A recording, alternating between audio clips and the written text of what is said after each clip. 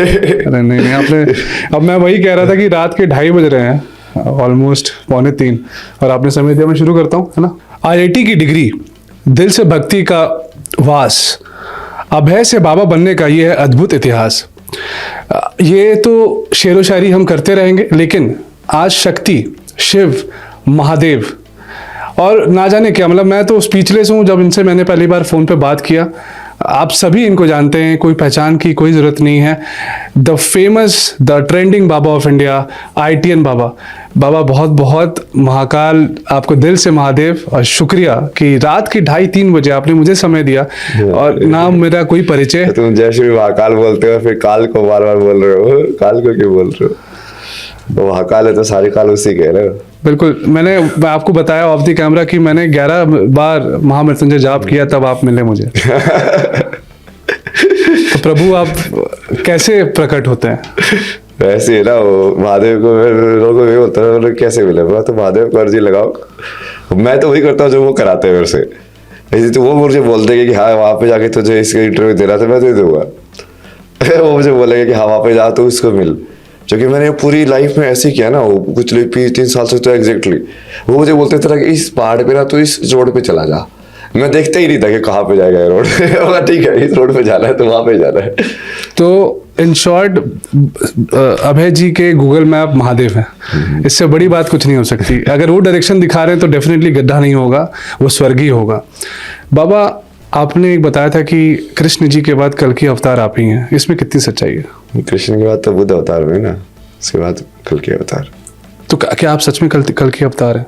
हाँ देखिए, बार बार बोलने से वही है ना, वो चीज नहीं वो वैसे हो जाती है। करेक्ट। तो आपको क्या लगता है कि जैसे आपने कहा कि महादेव आपको डायरेक्शन देते हैं, तो महादेव ने नाम दिया ना कल के भी, इसीलिए। अच्छा, तो महादेव और आपका रिलेशन क्या है? मतलब वो अपने आप में ही रिलेशन है वैसे तो देखा जाए तो। यदि तुम एक ही हो तो तुम्हारे अलावा कोई चीज़ है ही नहीं। और जब तुम 1 से 2 हो जाते हो तब मैं अभय बन जाता हूँ, उनको मैं भगवान महादेव बना देता हूँ। आपका एक सीजन आया था जो हमने इंस्टाग्राम देखा, सीजन 2 एपिसोड 13, जहाँ पे आपने बोला था शब्द का बहुत बड़ा इंपॉर्टेंस है लाइफ में। तो वो जानना चाहते हैं कि शब्द क्या है? शब्द साउंड ही है ना, पहले तो उसको आप देखोगे एनर्जी फॉर्म में। तो कोई भी चीज़ जो शब्द है वो तो मीनिंग की फॉर्म में हो रहा है। और जैसे वो जिसको भाषा नहीं आती उसको भी तो शब्द सुनाई देता है। तो उसको कैसे सुनाई देता है? उसको सिर्फ साउंड सुनाई देती है, उसका आपका मीनिंग ही सुनाई दे रहा है उस टाइम पे। जो अलग से जो साइकोलॉजिकल लेयर जो क्रिएट हो रही है वो क्रिएट नहीं होती उसके लिए, क्योंकि उसने वो भाषा जानी ही नहीं है। अब वो उसको जब आप एब्स्ट्रैक्ट में देखोगे तो हर एक शब्द एक पर्टिकुलर एनर्जी फ्रिक्वेंसी है। तो एनर्जी फ्रिक्वेंसी से तुम्हारा डायरेक्टली जो अंदर के चक्रास की जो एनर्जी फ्रिक्वेंसी होती है बैलेंस हो रहा है, वो कहीं ना कहीं इफेक्ट करती है ना उसको। अच्छा इफेक्ट हो रहा है। जैसे वो बीज मंत्र होते हैं हर एक चक्र के, वो क्या है? साउंड से तो है कि ये बीज मंत्र तुम बोलोगे तो अलग अलग साउंड एक्टिवेट होंगी। तो वो साउंड तुम अलग अलग बाकी बाहर से भी तो इनहेल कर रहे हो, वो वाली एनर्जी हर जगह से इनहेल कर रहे हो। तो तुम उसको पूरा अपना एनर्जी डायग्राम में कैलकुलेट कर सकते हो। अब पूरे दिन की अपने एक ऑडियो क्लिप निकालो और उसके अंदर हो उसको AI में डालो, वो बोलोगे अब मुझे दिखा कि हाँ मेरे, अब उसके अंदर वो पूरा कुंडली का डायग्राम डालो और कि हाँ देखो इस शब्द से ये वाला चक्र होता है। तुम डिटरमाइन कर सकते हो कि आज तुम्हारे कौन से चक्र पे क्या इफेक्ट पड़ा इस सब साउंड से। समझे ना? पूरा साइंटिफिक है ना वो तो मैं ये समझ सकता हूँ कि आने वाले टाइम में ये सारे जो सनातन धर्म है ये आप इसको साइंस से डिराइव करेंगे? हाँ पूरा वो है ही ना डिराइव करने। जैसे अभी अब डायग्राम भी मैंने देखा, आपको ओम का डायग्राम आप उसको ध्वनि में बना रहे थे कि कैसे वो कर्व्स बन रहे हैं और कैसे वो एक ध्वन है, एक आवाज है, एक सुर की तरह जा रहा है। तो आप साइंस को कितना देखते हैं कि ये साइंस और ये जो सनातन को लोग जो एक अंधविश्वास में उन्होंने रख दिया है, तो साइंस से कितना रिलेशन है इसका? नहीं अंधविश्वास इससे रख दिया ना, जो कि वो सिर्फ भक्ति में रह गया। भक्ति में फिर भक्ति तो होती है अंधविश्वास है वैसे तो, उसमें पहले विश्वास करना पड़ता है फिर तुम जानते हो। बट वो सिर्फ जब भक्ति रह जाएगी वो ज्ञान नहीं बचेगा, क्योंकि हमारा तो पूरा परंपरा ही ज्ञान की परंपरा है ना। ऋषियों की परंपरा, सारी परंपरा ज्ञान की परंपरा है। सनातन के अंदर तो भक्ति तो अभी कलयुग के अंदर ज़्यादा पॉपुलर हुआ है, क्योंकि वो ज्ञान सब विलुप्त हो गया था। हाँ तो वो सिर्फ भक्ति एक काइंड ऑफ लाइक इफेक्टिव साधन बजा भगवान तक पहुँचने का। बट अब उसका वापस से कनेक्ट करेंगे ना उसी चीज़ से। जहाँ से वो आई है। तो हर एक लाइव में आप सभी को हेलो zombies बोलते थे, इसके पीछे का क्या कारण है? नहीं मैं 3 कैटेगरी में बता देता ना लोगों को। वहाँ संसार में जो सारे जो इंसान की चेतना है वो 3 टाइप की चेतना है भाई। एक है पूरी जो वेस्टर्न चेतना है, ये रोबोट वाली चेतना है। फिर एक जो बिल्कुल ये जो लाइक मान लो मिडिल ईस्ट वैसे आपके पूरा एनिमल वाली चेतना है कि इनको सिर्फ मतलब अपना लाइक बेसिक जो काम है उनसे मतलब है, इनको ऊपर वाली चीज़ से मतलब ही नहीं है। फिर एक जो भारत और चाइना जो एक्चुअली में बहुत आध्यात्मिक लेवल पे ऊपर वाले जो देश होते थे कभी, अब वो लोग जो है वो ज़ोंबी चेतना में जी रहे हैं। उनको खुद का ही पता नहीं वो कौन है। कोई अवतार, वो या तो रोबोट को फॉलो कर रहे हैं या एनिमल को फॉलो कर रहे हैं। खुद की अपनी कोई आइडेंटिफिकेशन नहीं। वही, और जो भारत के साथ वही चक्कर तो हो रहा है। या तो वो वेस्टर्न को फॉलो कर रहे हैं या फिर वो फेक सेक्युलरिज्म ये वाला जो नोशन है उसको फॉलो कर रहे हैं। कोई डायरेक्शन नहीं है किसी को, कोई डायरेक्शन नहीं है, अपना खुद के उनके रूट्स वगैरह को कुछ पता नहीं है किसी को कि कहाँ से आए हो तुम, क्या इतिहास है इस देश का, क्या वो सत्य है, क्या है सत्य है, क्या है वो, किसी को आइडिया ही नहीं है। मैं आपसे एक चीज़ जानना चाहता हूँ, क्योंकि अब तो मैं शायद आप देख भी सकते हो काफ़ी नर्वस भी था, अब थोड़ा आपने मुझे सेटल डाउन किया, कॉन्फिडेंस आ रहा है अब आपसे बात करने के लिए, क्योंकि एक आपसे मुझे लगता है कि बात करना एक बिना नॉलेज के नहीं कर सकता कोई भी। It's like totally a waste, क्योंकि आपके पास हर एक चीज़ का लॉजिक है, इसलिए मैं आपको लॉजिकल बाबा ज़्यादा बोलूँगा। तो ये स्पार्क कहाँ से आया, मतलब ट्रांजिशन जो एक आईटी निकालने के बाद आपने जॉब भी करा, जॉब के बाद ये ऐसा स्पार्क कि नहीं मुझे इस डायरेक्शन में जाना है, Mahadev is calling. Mahadev calling कब से हुआ? नहीं वो तो पहले से ही था ना। वो जब तुम उसको लाइफ को देखोगे तो हर एक कड़ी दूसरी कड़ी से जुड़ी रहती है। तो महादेव तो हमेशा कॉलिंग है, वो तुमको समझो कब आता है, वो वाला टाइम चेंजिंग टाइम हो जाता है बस। तो आप कुछ ऐसा लोगों को सजेस्ट करेंगे कि कुछ चीज़ें ऐसे करने से आप उस चीज़ को प्राप्त कर सकते हो? हाँ, तो जैसे 4 मार्ग है ना ये पूरे, भक्ति मार्ग, कर्म योग का मार्ग, फिर क्रिया योग का मार्ग और फिर ज्ञान योग का मार्ग। ज्ञान योग का मार्ग है कि आप ज्ञान के अंदर इतना डीप चले जाओ, मैथमेटिक्स को पढ़ते पढ़ते पढ़ते पढ़ते यार ये क्या है, तब आपको समझ में आएगा कि यार इन्फिनिटी क्या होती है। सही में वेरी डीप एंड एंडलेस। वही कर्म योग का मार्ग जाओगे तो जैसे गृहस्थ के अंदर उन्होंने बोला कि क्या तुम योगी बन सकते हो, बन सकते हो। सारे कर्म करो, सारे कर्म भगवान को समर्पित कर दो, अच्छा भी बुरा भी। कर्म करने से पहले भगवान को बोला, भगवान देख तेरे नाम पे कर रहा हूँ। कर्म योगी बन जाओगे। क्रिया योगी मतलब यदि तुम मूवमेंट को आइडेंटिफाई करो, सारे डांसर स्पोर्ट्समैन ये क्रिया योगी बन सकते हैं कि जो मूवमेंट में प्रेजेंट मूवमेंट में रह पाए, उसको पूरी तरीके से चेतना में जी पाए जो मूवमेंट कर रहे हैं, तो क्रिया योगी बन जाओगे। भक्ति योगी मतलब कि अभी जैसे किसी को किसी भी रूप में जब आप भगवान को देखना चाहो उसी को भगवान मान लो, गुरु को मानना है गुरु को भगवान मान लो, कोई और ऐसे इष्ट को मानना है इष्ट को मान लो, किसी भी चीज़ को भगवान मान लो, उसके प्रति पूरा समर्पित हो जाओ, मतलब डिवोशन। और उसमें बहुत सारे तरीके हैं, कथा वगैरह पढ़ोगे तो आपकी वो कॉन्शियसनेस डाउनलोड होती है। शब्द का आपने बात की ना, तो किसी कथा सुनने से भी उसका वो कॉन्शियसनेस तुम्हारे अंदर डाउनलोड होती है ना, एनर्जी आती है, एनर्जी आती है। नाम जप भी कर सकते हो, कंसंट्रेशन भी बढ़ेगा, फोकस भी बढ़ेगा, सारी ये मेंटल हेल्थ प्रॉब्लम्स भी तुम्हारी कम होंगी। बहुत सारी चीजें, तरीके हैं, तरीके तो बहुत सारे हैं ना बाबा। ये सारी प्रक्रिया करने के बाद why do God make people suffer? नहीं सफरिंग तो हम अपने हिसाब से करते हैं ना, ये कर्मा का रिजल्ट है। जो हमने जो डिसाइड किया हुआ ना कि कौन सी चीज़ सही है कौन सी गलत है, उसके हिसाब से सफरिंग होती है।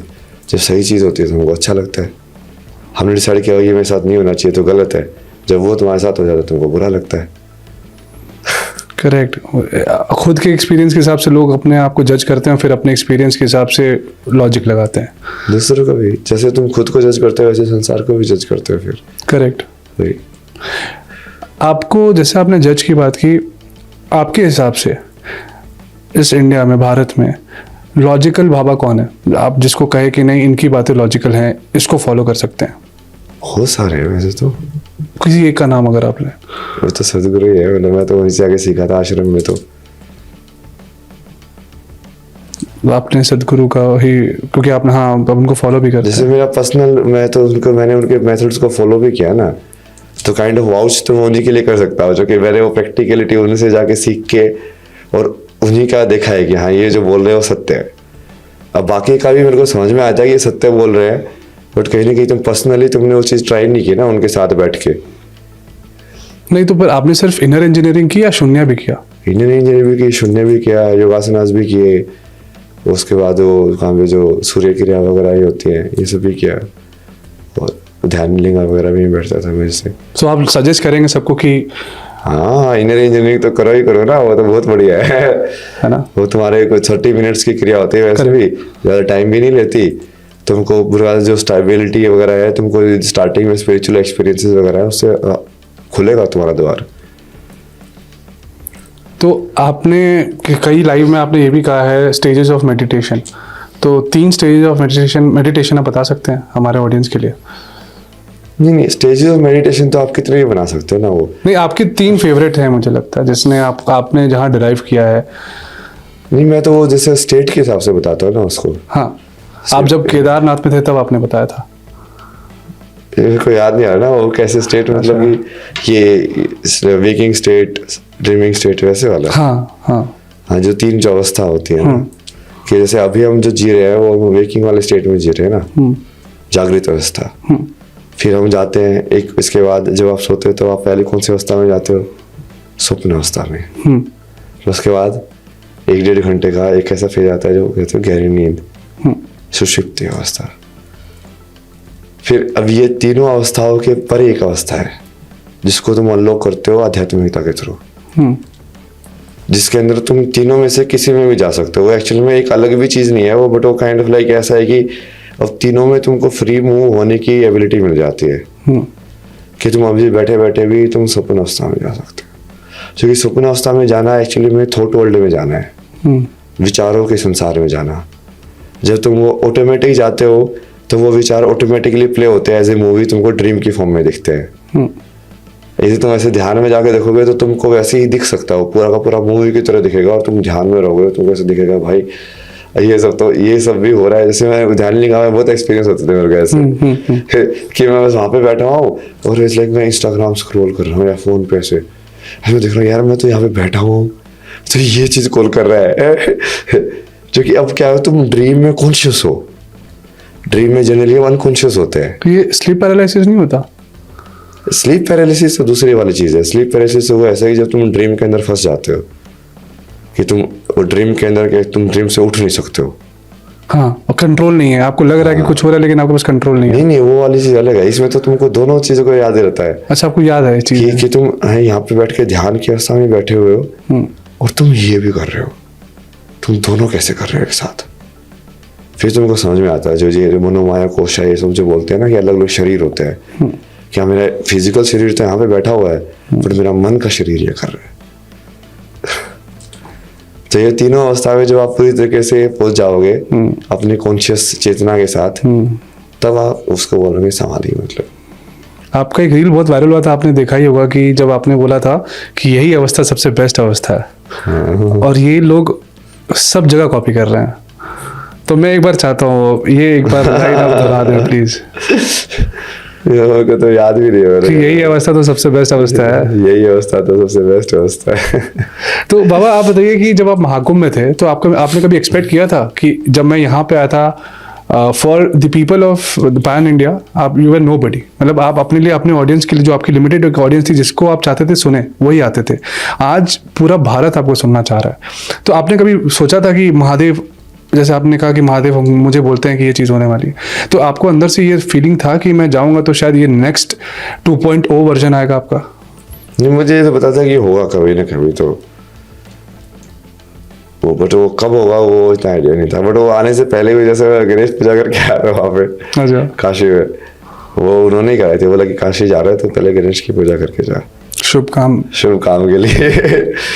तो ये कहीं ना कहीं फिट तो होती हैं चीज़ें, बट वो वैसा नहीं था मेरे को कि हाँ अब यहाँ से होना चाहिए। मैं तो तैयार था, जितना भी करना पड़ेगा करते जाएंगे ना। अब कुंभ में भी जैसे बातें करते रहेंगे, मौका इतने सारे लोग आएंगे वहाँ पे तो बातें भी करने को बहुत सारे लोग मिलेंगे इस सब चीज़ों के बारे में।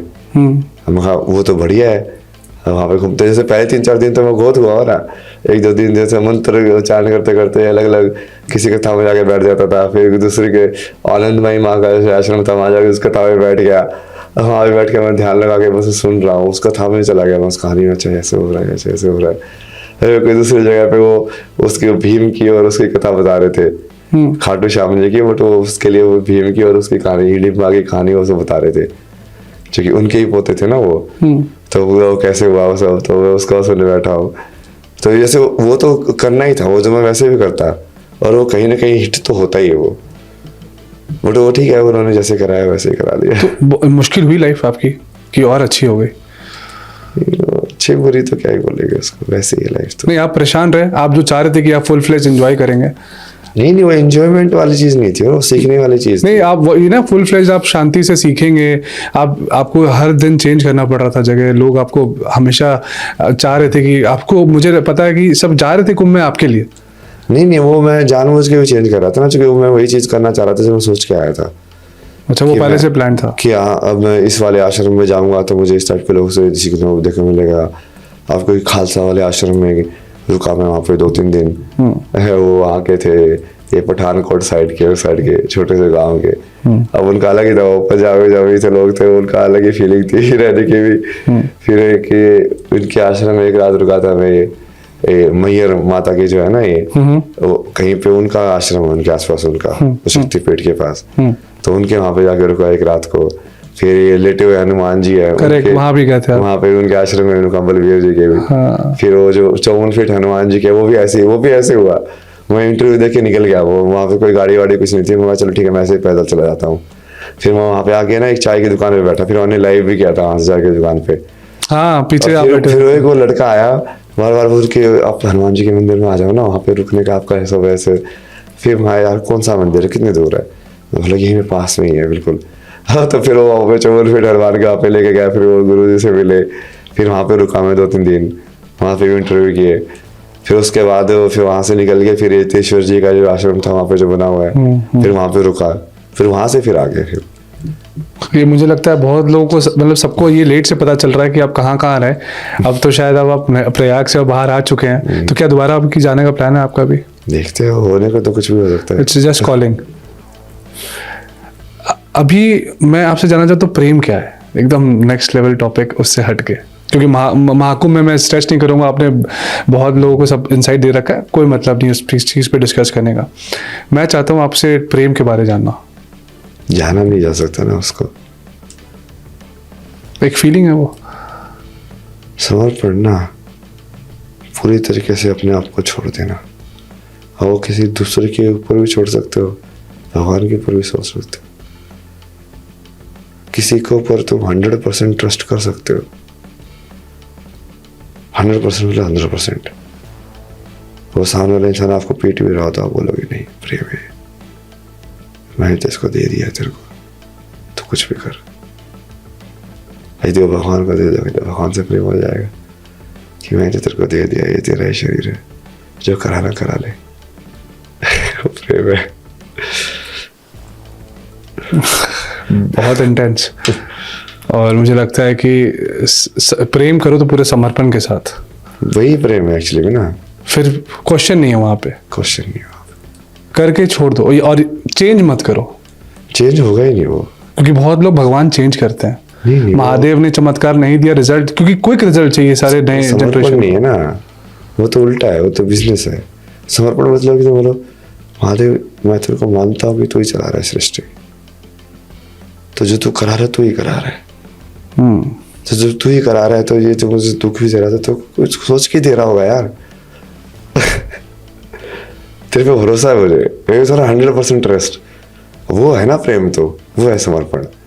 उसमें ये सब कंडीशन तो आती ही नहीं है कि हाँ ऐसा क्यों किया वैसा क्यों किया, वो सब नहीं आता है। Prem has no boundaries, no boundaries. ये तो बोला ना, उसको जाना नहीं जा सकता क्योंकि बाउंड्रीज ही नहीं है उसकी। करेक्ट।